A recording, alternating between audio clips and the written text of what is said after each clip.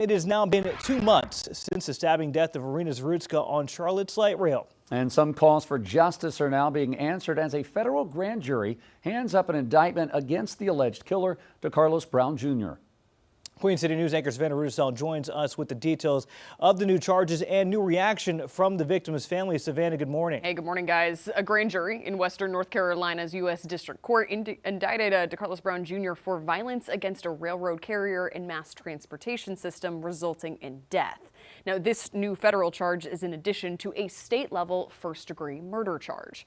Surveillance video from the Charlotte area transit system's blue line shows a man identified as Brown suddenly stabs Zarutska from behind with no apparent prior interaction.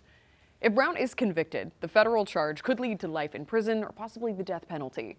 Earlier this morning, the victim's family sent us a statement through their attorney, and it says, quote, "The family is pleased the federal grand jury returned the indictment against Decarlos Brown Jr. We are hopeful for swift justice," end quote. Now, CATS officials have made several changes in the past 60 days since Iryna Zarutska's murder. The city stepped up security with more private details and off-duty CMPD officers at transit centers and along light rail lines. Now, the CATS security personnel are also using bikes and utility vehicles to patrol the rail tail between those blue line stations. Plus, North Carolina Governor Josh Stein signed Iryna's law in Zarutska's memory. The legislation calls for ending the cashless bail process, which allows some offenders to, quote, promise to return for court hearings. And it also requires mental health evaluations for many repeat violent offenders and provides money for Mecklenburg County to hire more prosecutors.